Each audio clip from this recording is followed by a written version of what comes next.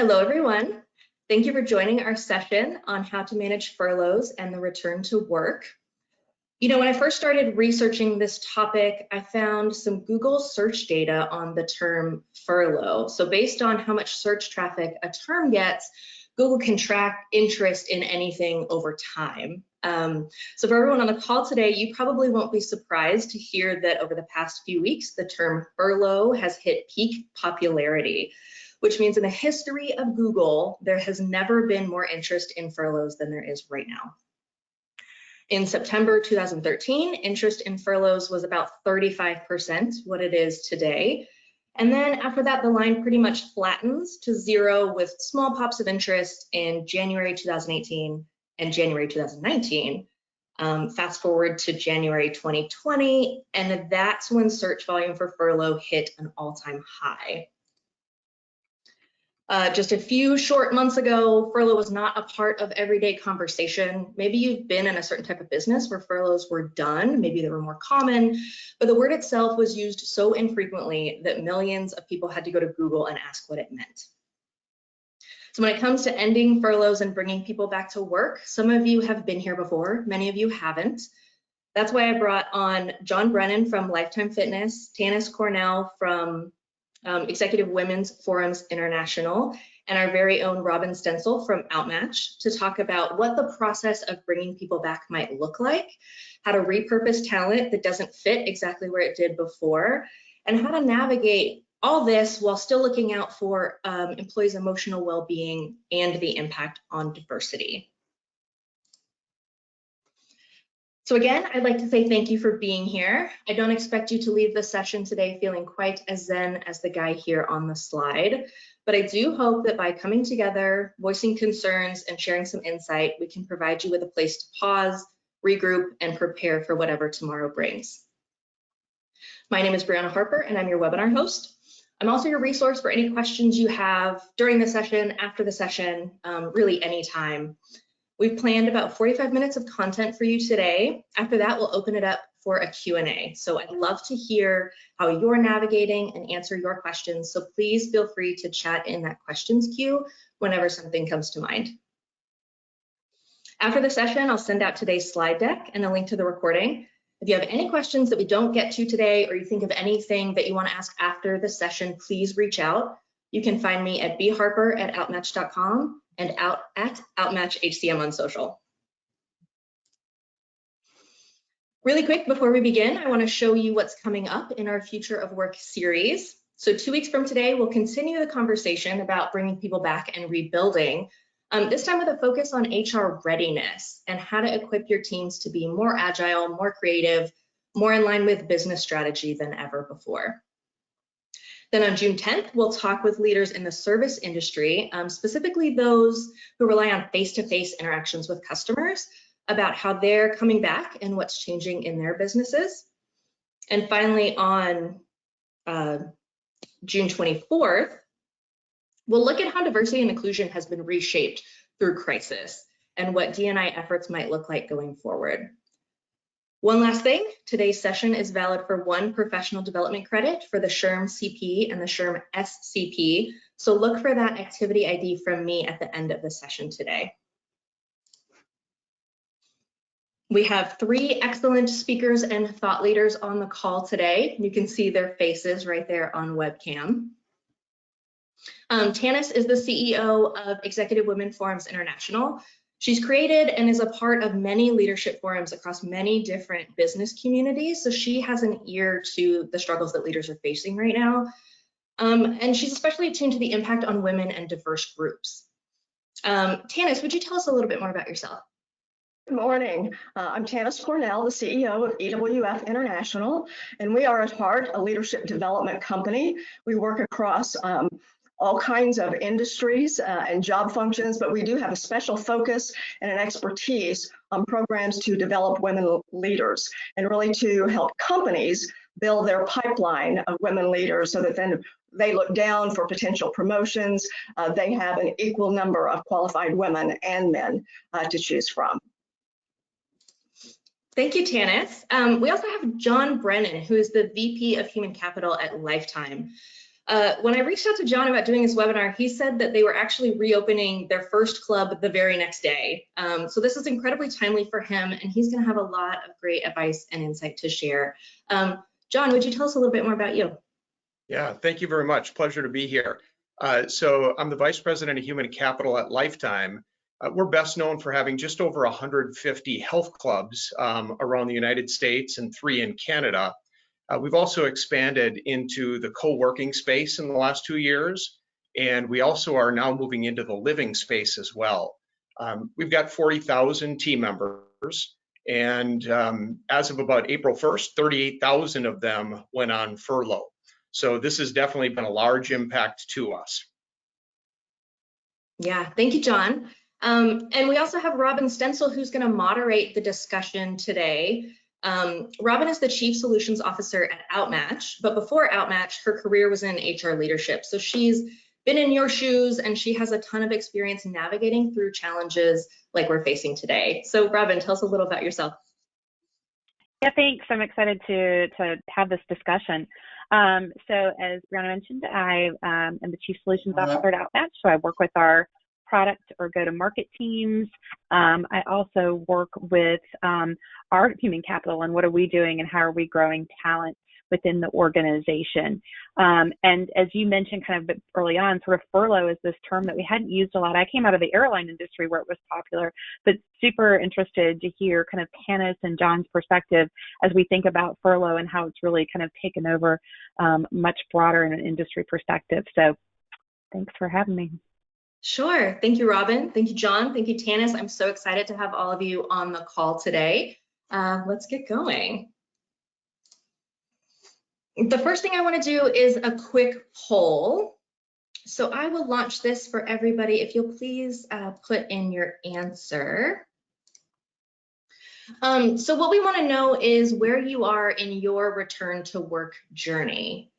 I know that everybody's navigating this at a different pace, and there's different guidelines in different states and for different types of businesses. So this is really going to help us understand where you're at and frame the conversation for you.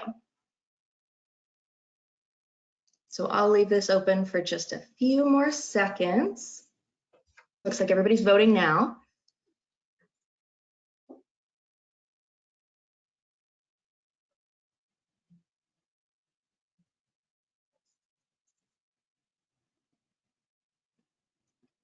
All right, still getting a couple last votes in, and then I will share the poll with everyone.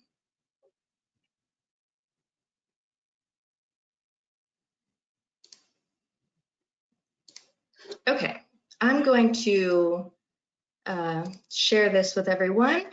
It looks like planning to bring furloughed employees back and also split between didn't do many furloughs, but focused on reopening workspaces. Robin, is any of that surprising for you to see? No, I think, you know, as we look at just different states and being in different places, as you read, we were having this conversation earlier this morning and a lot of reading around people actually pushing back, bringing people to work in more positions where they're able to work remotely. So as people kind of think about what does that look like. So yeah, I think today, whether you're in the process of whether you furloughed someone and bringing people back or just thinking about bringing people back, I think the conversation should hopefully be helpful to you.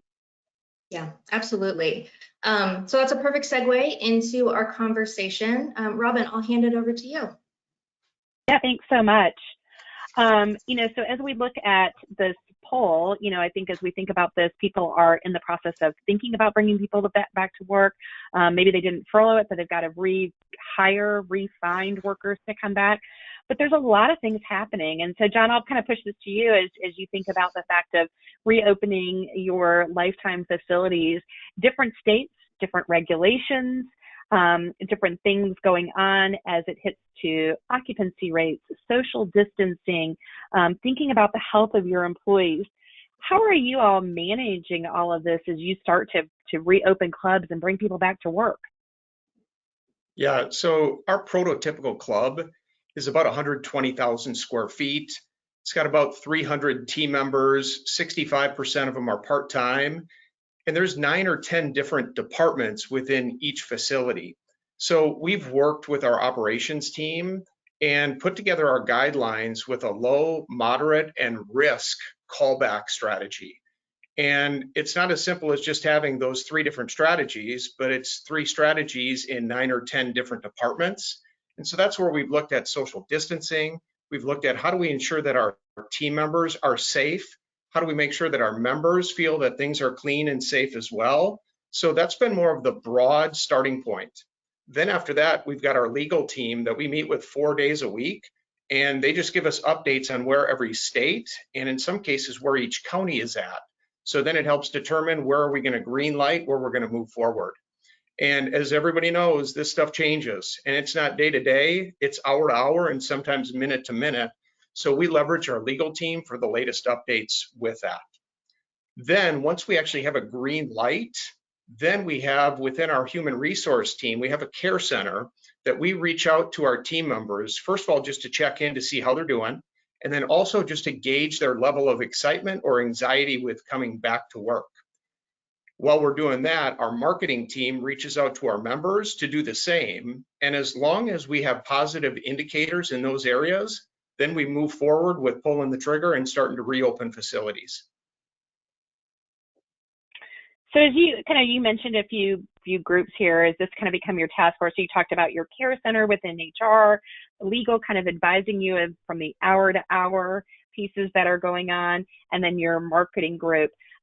Would you consider that your task force at Lifetime, or do you have others that are sort of involved as you make these decisions? Yeah, I would say that that's a very broad way of saying it's our task force. Now, there's a lot of people involved in this, so it's not as if everybody involved is are in these meetings, but we have representatives from those groups, and if necessary, we pull in other departments as well. But those are largely the task force. Great, thanks so much. As you think about some of this, Tanis, as we bring people back, it's not just doors are open, come on in, let's start work. We've got all the things that we just mentioned with John, but there's also kind of the physical space that we were talking about. There's this emotional component. I was talking to someone earlier today who went to pick up something at our offices in Dallas and said, as the elevator door opened, there was someone on the elevator, and while it said 4 people could go in there, he thought, you know what, I'm going to let this pass and go. That's sort of the physical side, but there's an emotional side to that as well. Maybe you can talk a little bit about what that means for employees and how do we care for their emotional well-being. John mentioned it a bit from their care center calling and checking and marketing, checking on customers. But what does that look like, and how have you thought about that as you've helped coach and counsel different organizations? Obviously, our first concern is the physical safety of people coming back, of clients and customers that may be on our facility. But it's really interesting. I'm going to preface my comments by a recent poll that one of the large mental health providers did a survey. And what was reported to them is that 2/3 of employees that they surveyed said that this time during COVID-19 was the most stressful time in their entire career. And 88% of employees said that they were experiencing moderate to severe stress. Now, that stress is caused by a lot of different things. It can be caused by having to suddenly work from home, and they've never done that before, and there's children and pets underfoot. You've got spouses that are also trying to work from home. You have children that you're trying to teach. There are a lot of things that are creating that stress. But there's also a lot of fear and anxiety about people's physical well-being that is causing that stress. And so we have to understand that employees are experiencing things they've never experienced before. And it's not just employees, it's the leadership of our companies who are also experiencing things. So as you think, I think one thing companies have to consider is what resources they will make available to their employees from a mental health perspective. Maybe even bringing in mindfulness coaches that really can work with their teams on managing their stress. But also think about equipping and training the management in your organization, because they're now having to deal with employee issues they probably never dealt with before. And most of them don't have that experience on how to deal with the mental health and mental stress that a lot of these employees are going to be feeling. So equipping them with some training and development to manage their employees and managing the stress of their employees is a great contribution that employers can make to their leadership in terms of how they're dealing with people coming back. There's a lot of grief that people are feeling. That grief could be over employees that have lost their jobs, that are their friends and colleagues. They may have had COVID hit friends and family in some way. They may have experienced a family or a friend loss due to the virus. So people are actually feeling grief as well as stress. So I think that we as employers have to be extremely empathetic to our employees as they're coming back to work. And there are now a lot of privacy issues that are at play. Some employees just aren't going to feel comfortable coming back. You may have employees that have underlying conditions that make them fearful about coming back into the workplace, and they don't necessarily want to share that with their coworkers. That's a privacy issue. And so companies are going to have to be very sensitive to that. And I think lastly, that if companies can really demonstrate gratitude to their employees and how thankful they are for the dedication, for the patience of their employees, that's going to go a long way just in shoring up the emotions that people are feeling as they come back. That's great. You talked a bit about, this is sort of the first time for a lot of us, and we've got managers who need training, HR who needs training, there's privacy. As we go through this, sometimes we forget, you also mentioned executives, and sometimes we forget those people sort of at the top. There's probably a lot of HR professionals on this call. How can we help and support those executives who may be worried about everybody else? How do we sort of support the top, kind of those at the top? Do you have any suggestions or thoughts on that? I do think we have to encompass the senior executives because they are facing all of the same things and sometimes more stress. They're the ones making decisions on who to furlough, who to lay off, how to move the company forward. So it really encompasses all employees, including all the way to the executive level.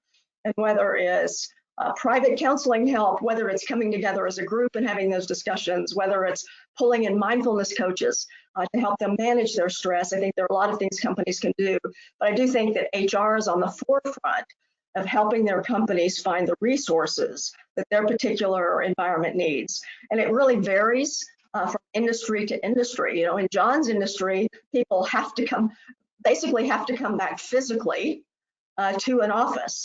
In other locations, you may be able to have people work from home for an extended period of time. So this is going to have to be carefully thought out by each company and the specific circumstances that they're facing.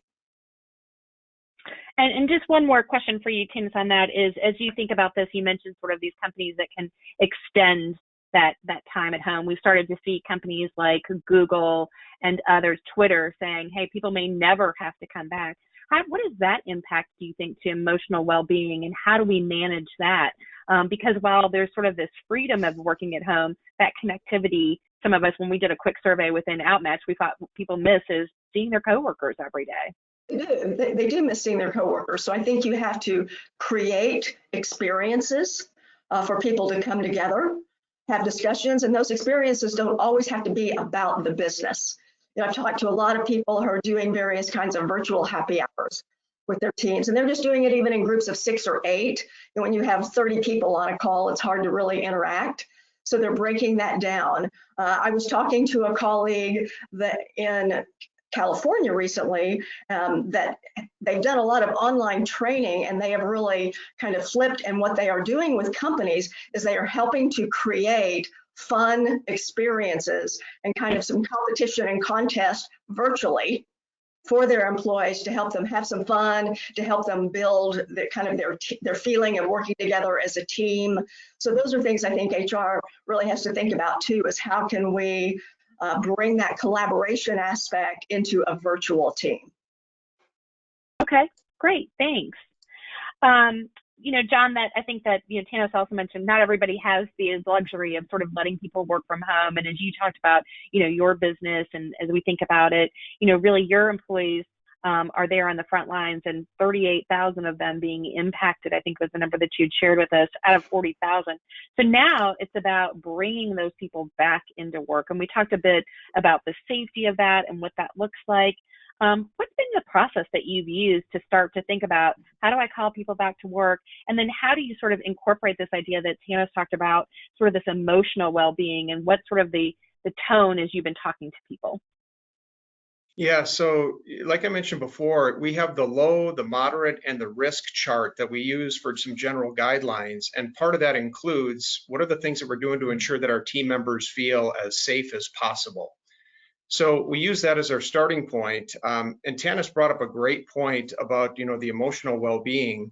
The thing that we have to realize too, specifically with our company, with our 150 locations, for the last month, we've only had 2 active team members. We've had a general manager and a facility operations manager in the building. We have another 8 department managers that have been on furlough themselves. So we're asking those 8 to come back and essentially lead the charge when the reality is they've been incredibly disconnected from what we've been doing as a company.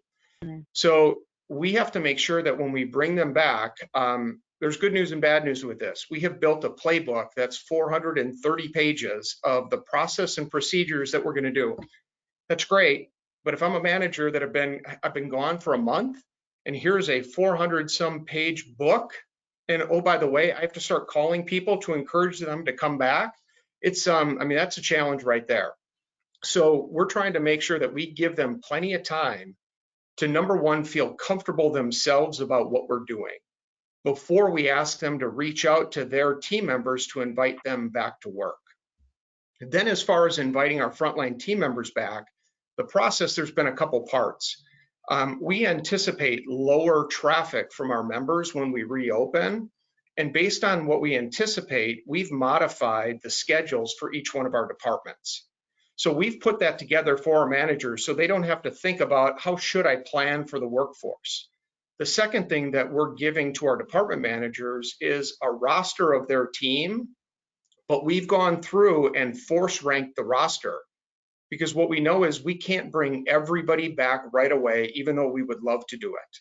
If we bring everyone off of furlough but don't have hours for them, there is a chance we could jeopardize some of the benefits that they get, and we just do not want to run that risk. So the strategy that we're using is we have a forced ranked roster for each department in each club, and we've looked at it as objectively as possible. Now, we want to be consistent with departments across our company, but not necessarily consistent within every department.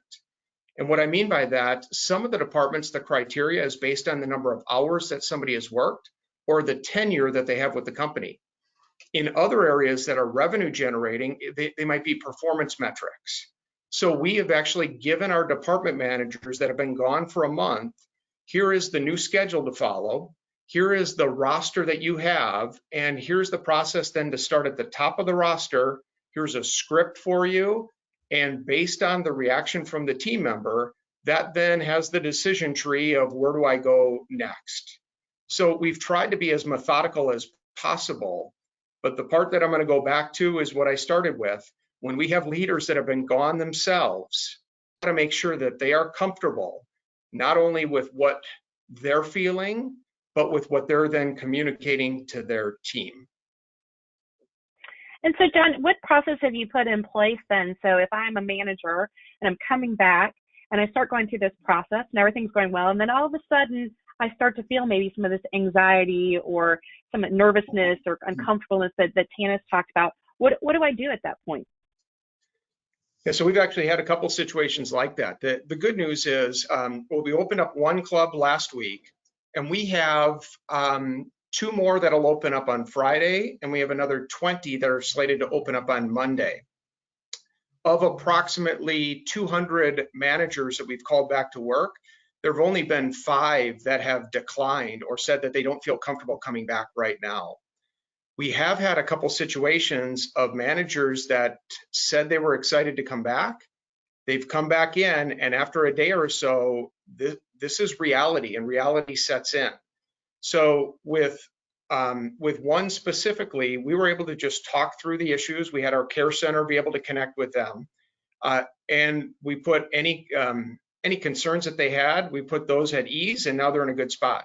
We have had a couple people that have then opted out, and we want to be as respectful as possible, although this is the challenge I think a lot of people are going to run into.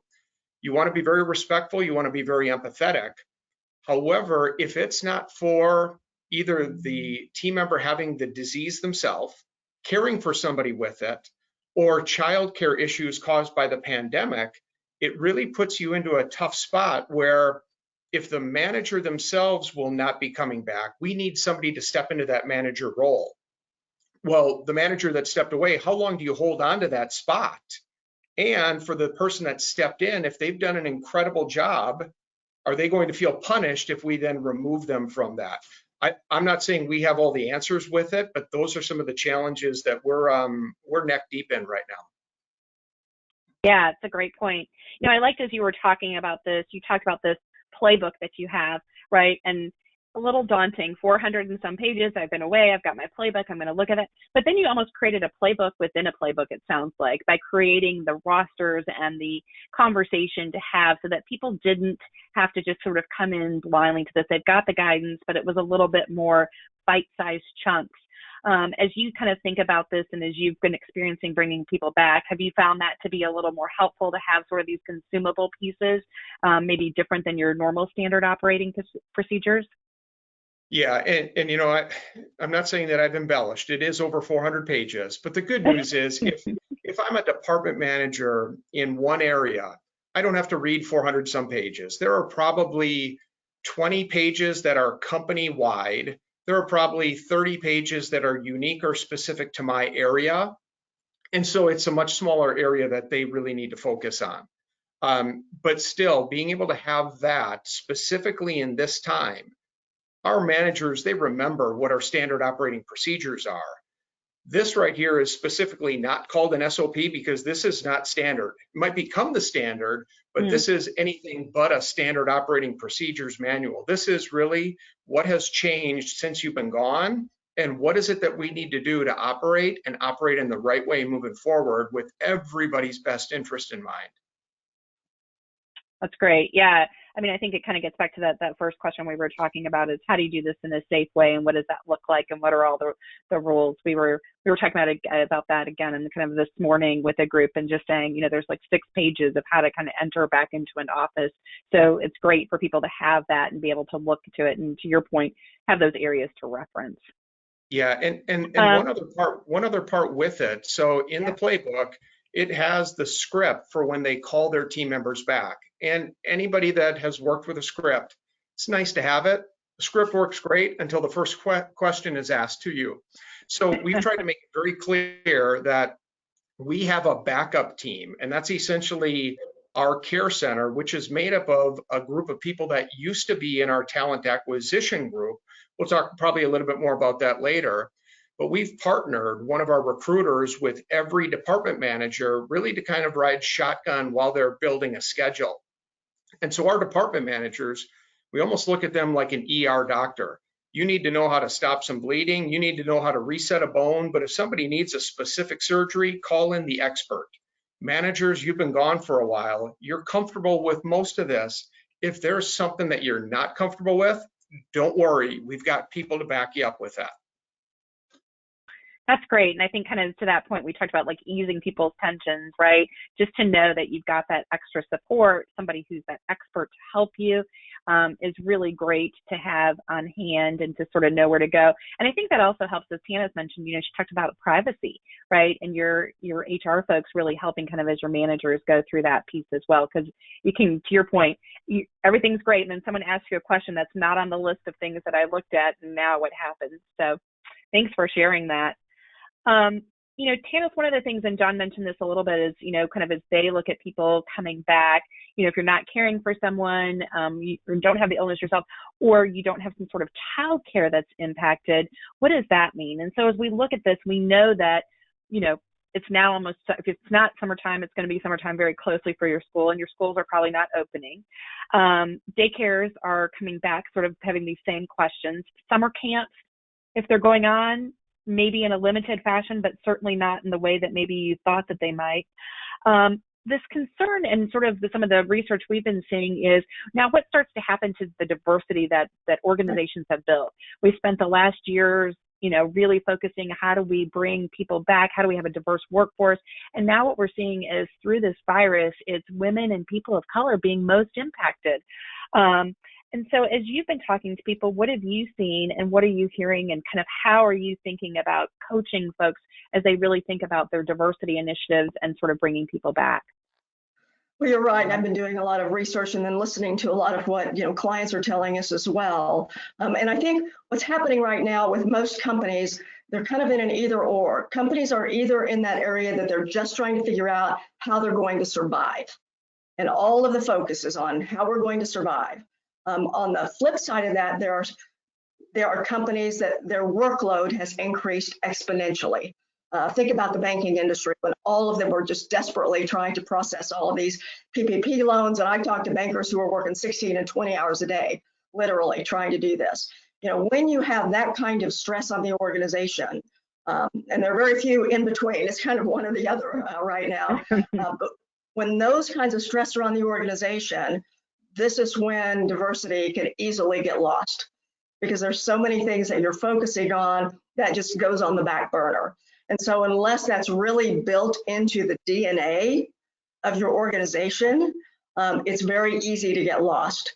And there are a lot of companies that give lip service to it, but there isn't necessarily any kind of metric tied to the performance around diversity. And so those are things that I think HR departments are going to have to help their organization to say, as we look at this, we've got to continue to be focused on the diversity aspect of bringing people back, of giving people opportunities, because it's not going to be business as usual. Companies are going to shift their priorities and their focus. People may not come back and do exactly the same job that they did before, or they're being retooled for new jobs. And how you become inclusive of people of color and women as a part of that process will be important to not lose the gains that we've made thus far. And so it does need to be a part of the overall planning strategy for companies, when they come back. It's interesting around, and John mentioned the whole child care issue. This is a huge issue because today, even when we talk about gender equality in families, it's still the brunt of the child care, especially for young children, typically falls to women. And there are single fathers, certainly, but there are more single mothers than there are single fathers, and it will really impact, single mothers and fathers. So I do think we have to be sensitive around how are we going to accommodate those workers, because that could really impact the whole diversity opportunity for women and people of color.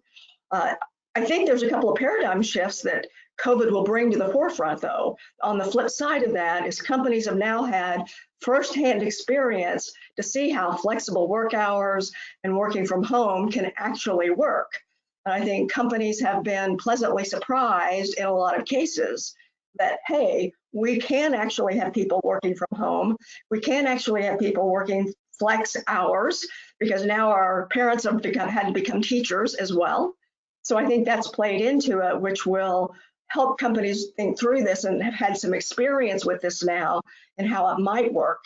And then I think we've had to see fathers really get involved in being primary caregivers during this time and really experience what that means when you're working from home and there are children underfoot and you've got a spouse that's working as well, and you're also having to play teacher to your child.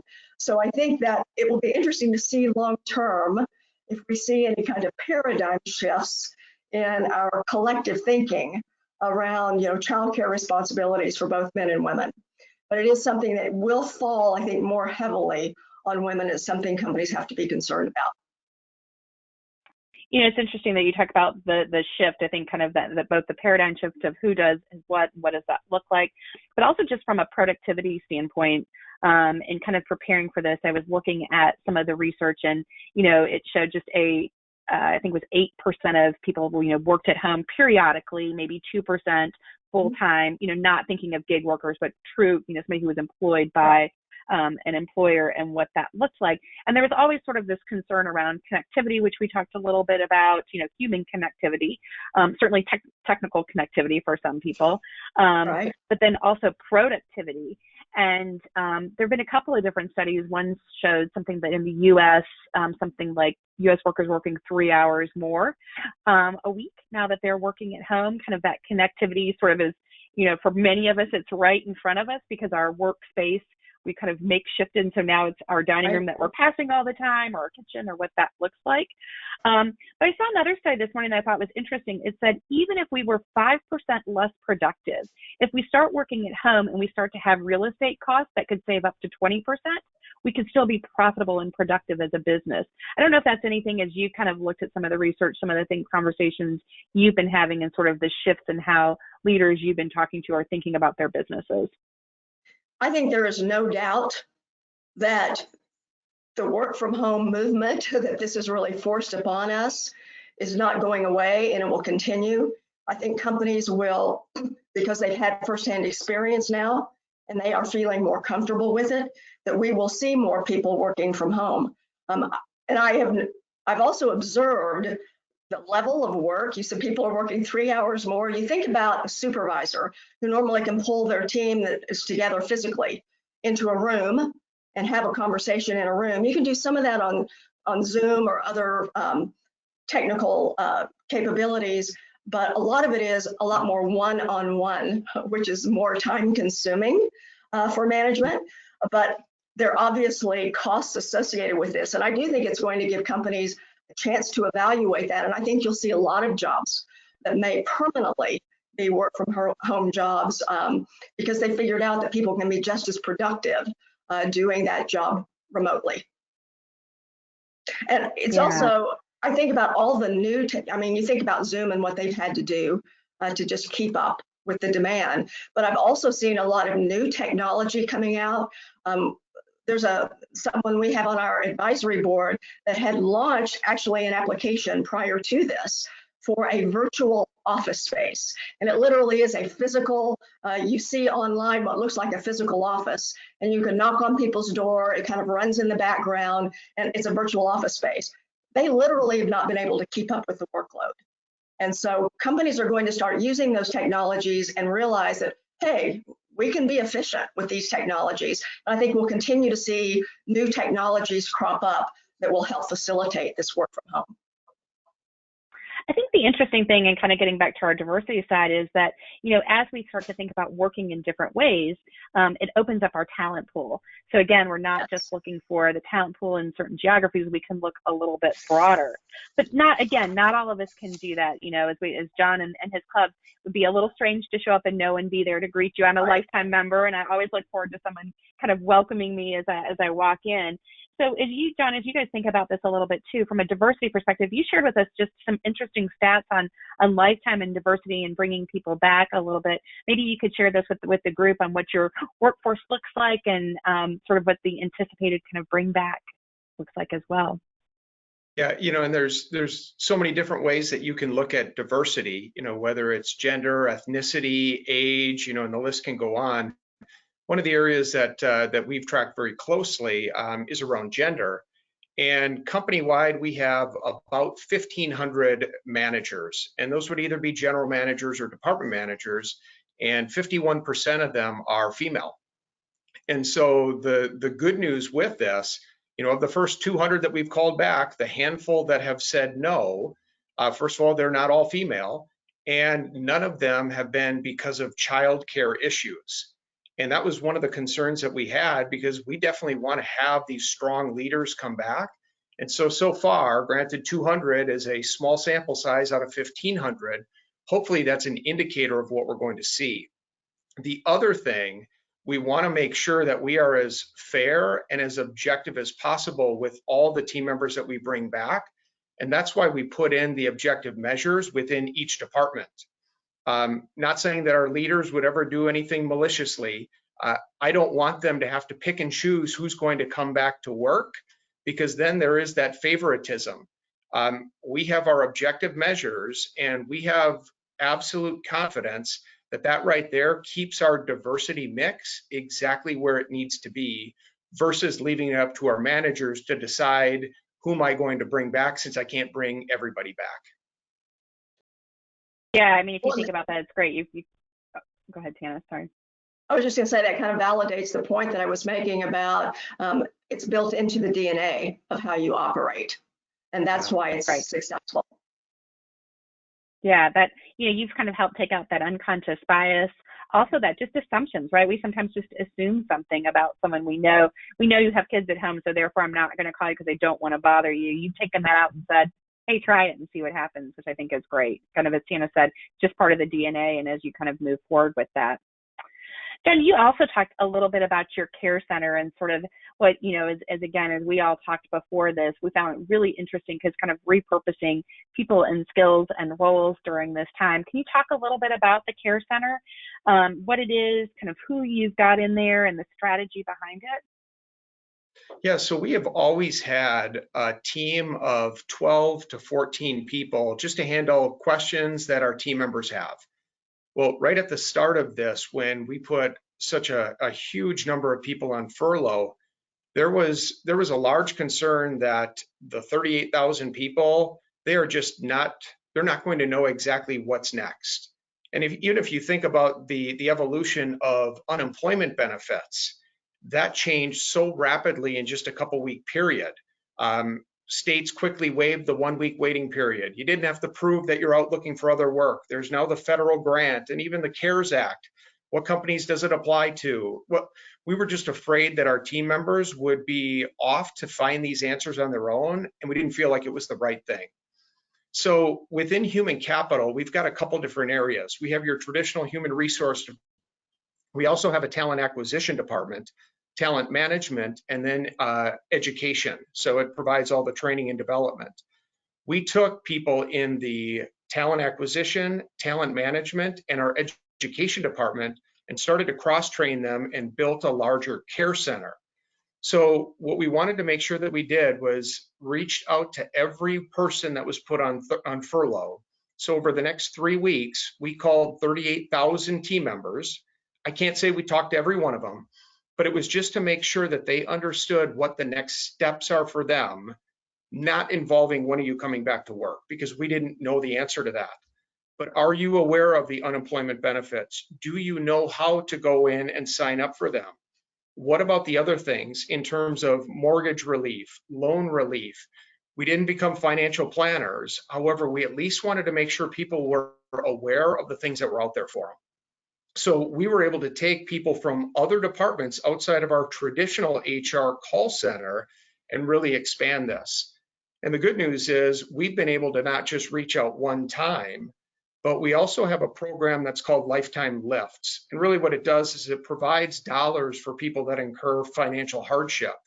We've had over 7,000 team members that have applied for this, and we've been able to give out just over $5 million with it. And our care centers been able to follow up with all of these team members to let them know how we're able to help out. Fast forward now, as we're getting ready to open up our facilities, our care center is reaching back out, not to ask them to do work right away, but first of all, it's the care center. We've talked to you before. How's everything going? Anything you need assistance with? And oh, by the way, in the near future, there's a good chance that the club is going to open. What's your level of excitement or anxiety with coming back? So we've been able to get a gauge of how people are feeling. So our care center has really expanded, and in a strange way, it's helped to accelerate one of the things we've wanted to do for years, which is start to cross-train people to almost become more HR generalists. We're not there yet, but now we're further down that path. So many great things about that. I think, just imagine being a talent acquisition professional and all you see is outflux of employees, right? What does that do to sort of your mindset and what does your job look like, and starting to worry about that. And so the ability to take that team as well as your talent management and learning teams and put them in, and who again have some semblance of HR exposure and maybe acumen, but really kind of bringing them in to be able to help with your workers. What if someone has just heard this and said, gosh, that's a great idea, I wish I had done that? Do you think it's too late to put a care center together? I don't think it's too late. I think it's very apparent to me. You just have to be careful. You want to know who you want to be. You don't want to have too big of an appetite. Whatever it is that you want to do, I would say two things. One, start small And then second, you can be quick, but don't hurry. Make sure that it is well thought out so you don't cause either more damage than good, or there aren't unintended consequences. What I mean by that is for some of our people in education or talent acquisition, when they start to make these calls, we made it very clear that here is where you can take the call. And if the questions are at a point where it needs to be escalated, great. We now have a smaller group of people that can handle that. So we were very cautious not to put them in a position where they had to answer something and they were guessing, or they just felt very uncomfortable. Because this is something too, think about talent acquisition.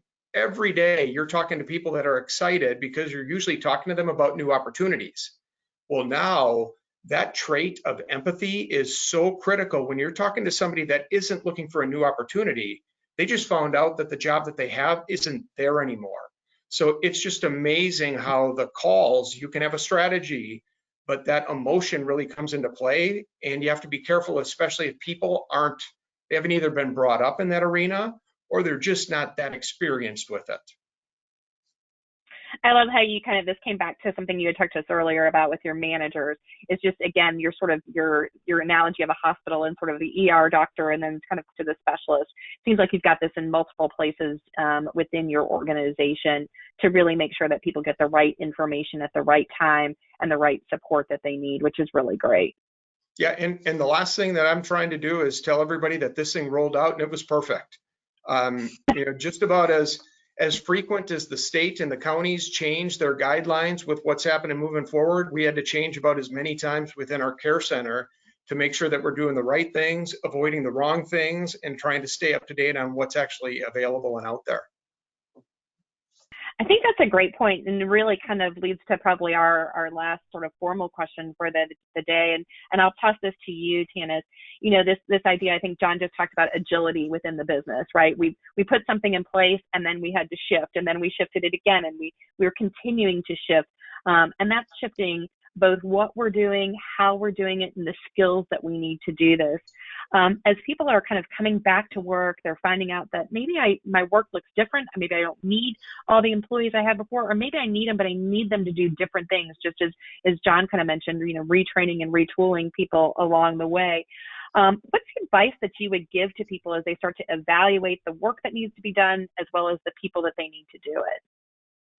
I think your senior leadership team has to really come together and evaluate what are the priorities for the company going forward, knowing that it's fluid, knowing as John stated that it may change next week based on changing circumstances, but to the best of their ability, really prioritize what are those activities and strategies for the company moving forward.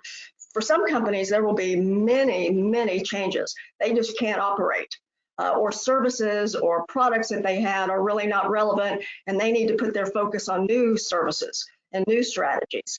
And so that evaluation has to take place, and then it has to be over-communicated through the organization. So as John talked about, you have a criteria that you're working from when you look at who you need to bring back. And sometimes it might not be the obvious people that you would think about. We had mentioned this when we were preparing for this call, that one of the strongest qualities that's going to be needed for great employees moving forward is learning agility. The ability to quickly absorb, make changes when necessary, learn new things, move forward, be adaptive. That's going to be really critical to our environment going forward. So that quality may take a much higher priority in the justification of who we bring back, perhaps than a technical expertise would be. Hey, does someone have the capability to learn what they need to know? You'll be evaluating people's potential as well as what they've done to date, because the future may look different. So I think it's up to senior leadership to really quantify and communicate what the new priorities are and equip their people with the right reasons and the right objectives in terms of how to look at who they're bringing back. That's great. Yeah, I think as you're right, as you think about it, that agility sort of seems to be a theme that has been woven throughout this conversation today. Brianna, have we gotten any questions that maybe you'd want to throw to the group? Yeah, we do have a question here. If I furloughed sales reps, am I prevented from hiring a new sales rep until I return my furloughed staff?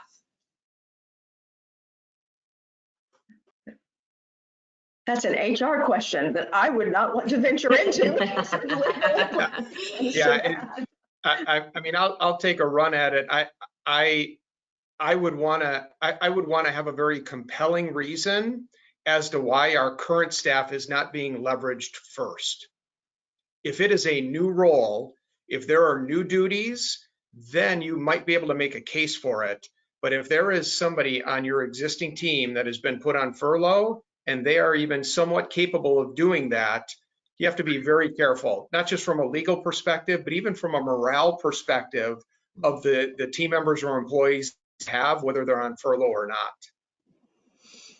I was just going to add to that. I'm sorry, go ahead. I was just going to add to that. I think kind of as John talked about new skills, I mean, maybe if it's a new territory or something like that could be the other piece of that.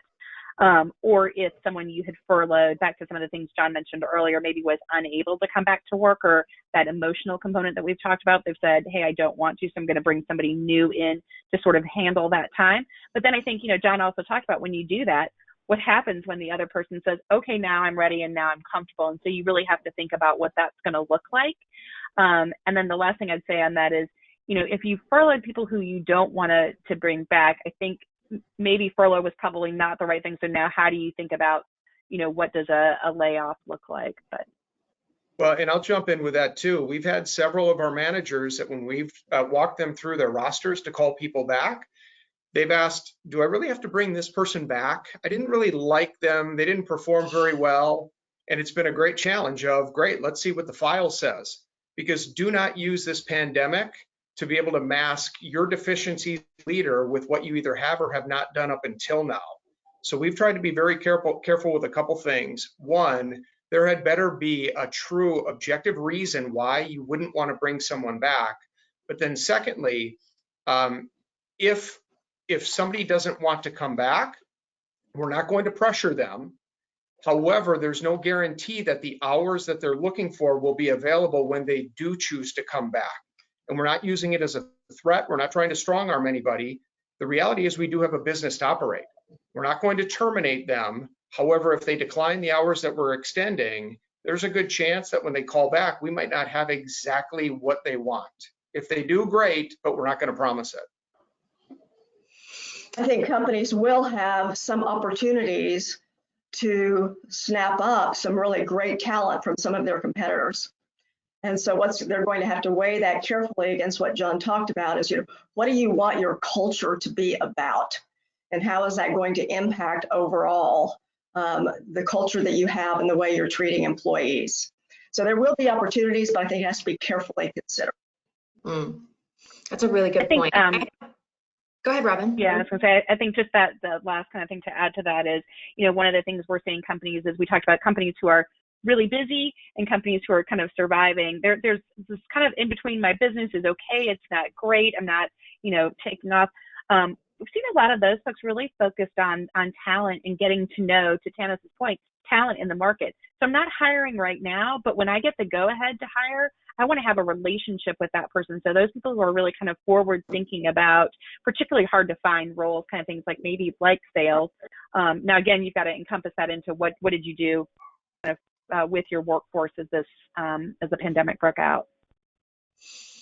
I have another question here about, is there any contingency planning to address a potential second COVID outbreak where you might have to reverse the coming back and then kind of start all over again? How are you guys thinking through that? I think companies have got to be realistic that it is a possibility. So they need to be thinking about, what that could potentially look like. I think succession planning is really important so that you have backups for critical roles in your company, whether it be through illness or whether it be because someone doesn't want to come back. Whatever the reason, I think now more than ever, succession planning and how you fill those roles and have a plan in place to keep those critical roles filled is going to be very important moving forward.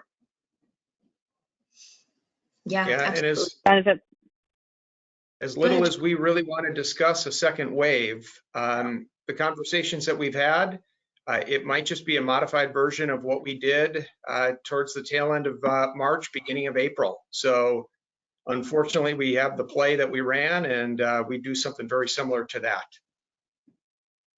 Yeah. I've seen some businesses talk a little bit about, and they were doing this kind of to end of February, beginning of March, before things really kind of started to shut down. But this idea of, as you bring people back, not bringing back whole departments to work in the same place. So, if your finance department is critical and they all kind of sat together, even if you have them socially distanced, really not even having them in the same area of a building. So again, that contingency planning of how do people work in very different places, whether that's you keep them remote or again, disperse them through where you can, has been one idea that I've heard from some folks as we've had conversations. Yeah, let's do one more question before we move on to some final thoughts and wrap up the webinar.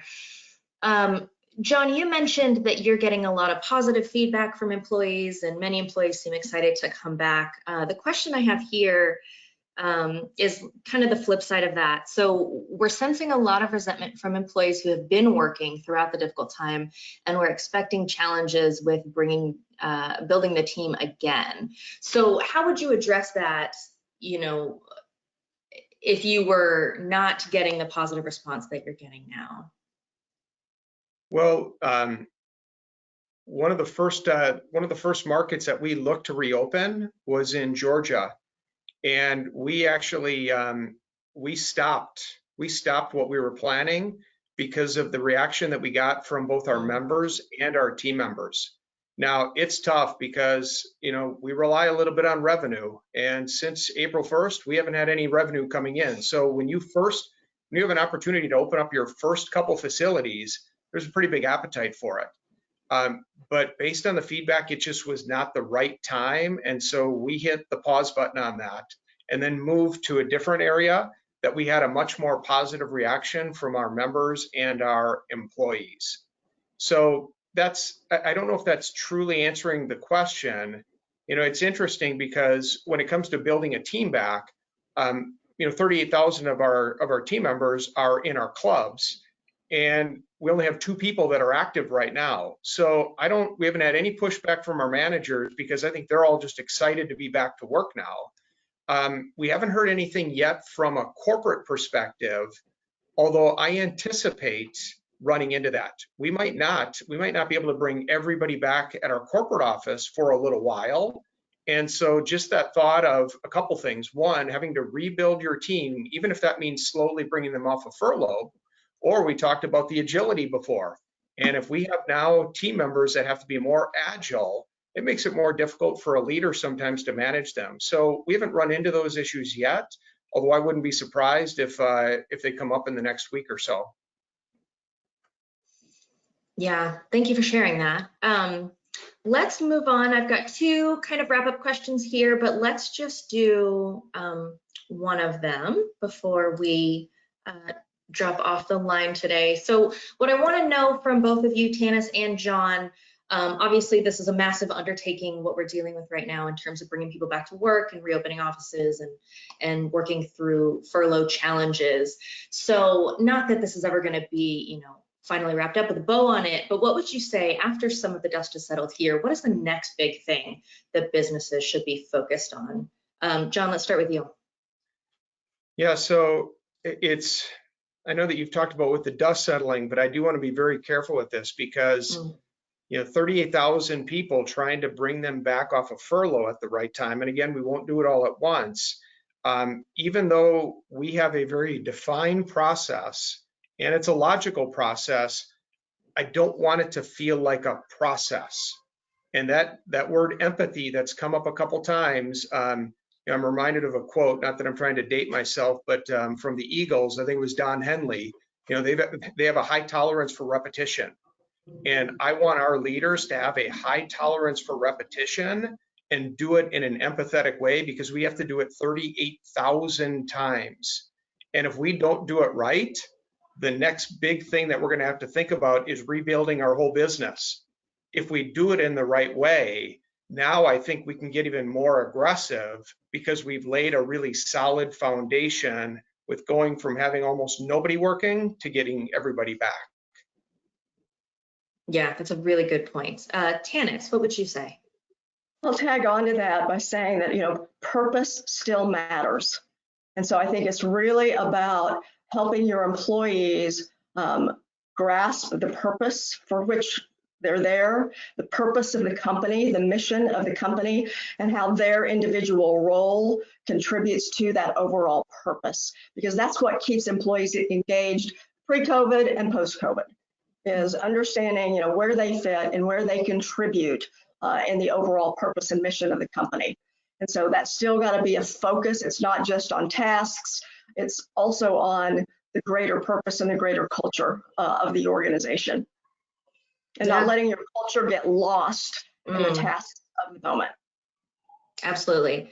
Thank you, Tanis. That was a great final thought. Thank you, John. A lot of good things to think about as we move forward here. Thank you again for joining the call. Tanis, John, Robin, it was so great to have you on the conversation. And everybody in the audience, thank you so much for sticking with us through the full hour. I'll see you for the next one. Bye, everyone. Bye. Thanks. Bye. Have a great day.